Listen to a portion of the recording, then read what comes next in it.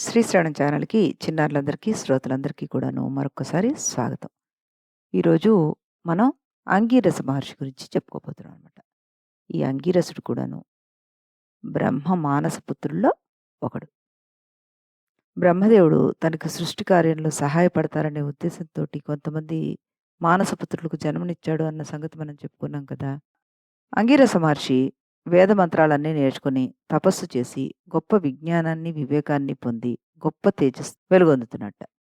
కర్దమ ప్రజాపతి 10,000 సంవత్సరాలు తపస్సు చేసి 9 మంది కూతుళ్ళను పొందాడు. అందులో శ్రద్ధ అనే పేరు గల అమ్మాయిని అంగీరస మహర్షికిచ్చి పెళ్లి చేశాడు. బ్రహ్మదేవుడు అంగీరస మహర్షిని సృష్టి చేయడంలో సహాయం చేయమని అడిగాట.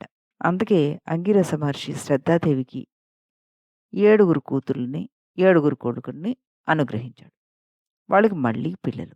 ఆ పిల్లలకి మళ్ళీ పిల్లలు. ఇలా వంశవృద్ధి జరిగింది. ఆయన ఆ వంశానికి మూలపురుషుడయ్యాడు.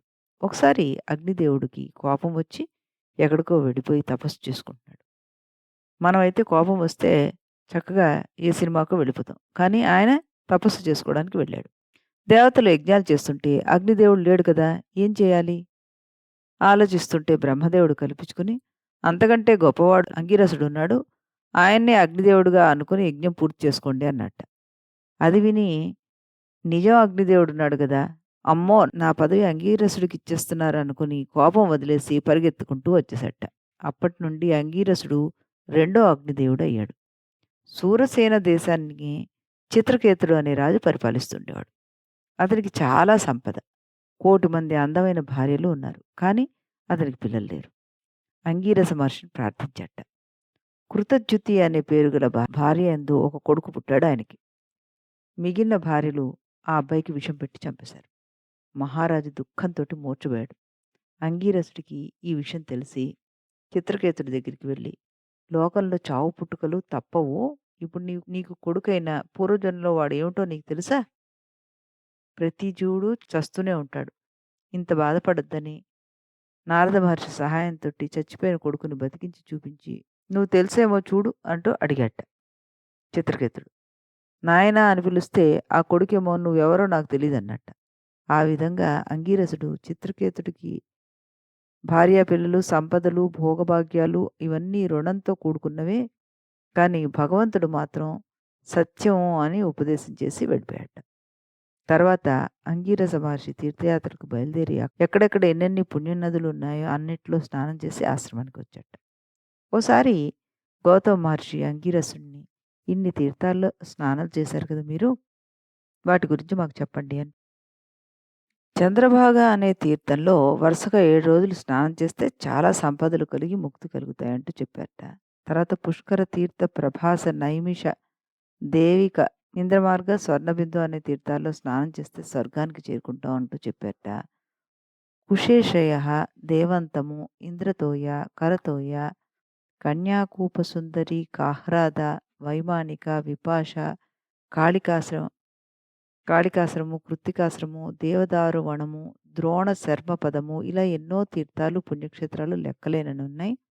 అలాగే గంగా, యమునల సంగము, ప్రయాగ మొదలైన వాటి గురించి కూడాను అంగీరస మహర్షి గౌతముడికి ఎన్నో విషయాలను చెప్పాట. ఓసారి అగ్నిదేవుడు ఋషుల భార్యలను చూసి ఇష్టపడి ఒక్కో రోజు ఒక్కో ముని వేషం వేసుకుని ఆ భార్యతో గడపడం మొదలుపెట్టాట. అంగీరస మహర్షి కోపం వచ్చి ఋషుల భార్యని భూలోకంలో పుట్టండి అంటూ శపించాట. పాపం వాళ్ళు తమ దగ్గరికి వచ్చింది తమ భర్త అనుకున్నారే గాని అగ్నిదేవుడని ఎలా తెలుస్తుంది వాళ్ళకి? భూలోకంలో బ్రాహ్మణులకు భార్యలుగా పుట్టి శ్రీకృష్ణుడి సేవ చేసుకున్నారు వాళ్ళు. ఆ శాపం కూడా వారికి ఒక రకంగా మంచే జరిపిందనమాట. సౌనక మహర్షి ఒకసారి అంగీరస మహర్షి దగ్గరికి వచ్చి బ్రహ్మ విద్యను గురించి చెప్పమన్నట్ట. అప్పుడు ఆయన ఈ విధంగా చెప్పాడు. విద్యలు 2 రకాలుగా ఉంటాయ్యా. ఒకటి పరవిద్య, రెండోది అపర విద్య. అపర విద్య అంటే వేదము, శిక్ష, వ్యాకరణము, కల్పము, నిరుక్తము, జ్యోతిషము, ఛందస్సు మొదలైనవి అవి అపర విద్య. పరవిద్య అంటే భగవంతుడి గురించి తెలుసుకునే జ్ఞాన మార్గము అంటూ చెప్పాడు. తర్వాత ముక్తి పొందడానికి 2 మార్గాలున్నాయి. ఒకటి కర్మ మార్గము, రెండవది జ్ఞాన మార్గము. యజ్ఞాలు, యాగాలు చేయడం వల్ల మనసు మంచిగా ఉంచుకోవడం, భగవంతుడి కోసం పూజలు, వ్రతాలు చేయడం మొదలైనవి కర్మ మార్గం. తపస్సు చేయడం, గురువు ద్వారా జ్ఞానం పొందడం, గురువు చెప్పిన విధంగా నడుచుకొని భగవంతుడిని చూడడం ఇది జ్ఞాన మార్గం. ఇవన్నీ తెలుసుకోవడానికి మనకి కొంచెం వింతగాను, కష్టంగాను అనిపిస్తూ ఉంటుంది. కానీ నెమ్మదిగా ఆ మార్గంలో పడితే అవే అర్థం అవుతాయి మనకి. భగవంతుడు ఎక్కడైనా ఉంటారు అని ఎందుకు చెప్తారు? అంగీరస మహర్షి కూడా సౌనక మహర్షికి ఇదే చెప్పాడు. భగవంతుడు సర్వవ్యాపి.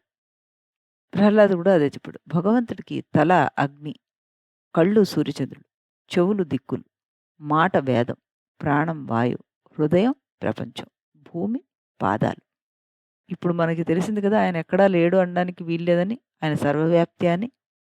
అంగీరస మహర్షి ఎంత ఎంత గొప్పవాడంటే ఆయన మహాతపస్శాలి, మహాభక్తుడు, మహావిజ్ఞాని, బ్రహ్మనిష్టా గరిష్ఠుడు. అంగీర స్మృతి అనే ధర్మశాస్త్రాన్ని రాశారాయన. దీంట్లో పరిషత్తు అంటే ఉత్తమములైన 121 మంది వేద విధులుండాలని, మనిషి శాస్త్ర ప్రకారమే కర్మలు చేయాలని, పశుపక్షి సంతతిని చంపకూడదని, మాంసాహారం మానేయాలని, బ్రాహ్మణుడైన మహాదోషాలు చేస్తే క్షమించకూడదని, తప్పులు చేసినప్పుడు దానికి తగ్గ ప్రాయశ్చిత్తాలు చేసుకోవాలని అనేక విషయాలు ఇలాంటివి ఆయన అందులో మనకి సూచించారనమాట. మళ్ళీ రేపు మరొక మహర్షి గురించి తెలుసుకుంటూ ముందుకు వెళ్దాం. అంతవరకు సెలవు.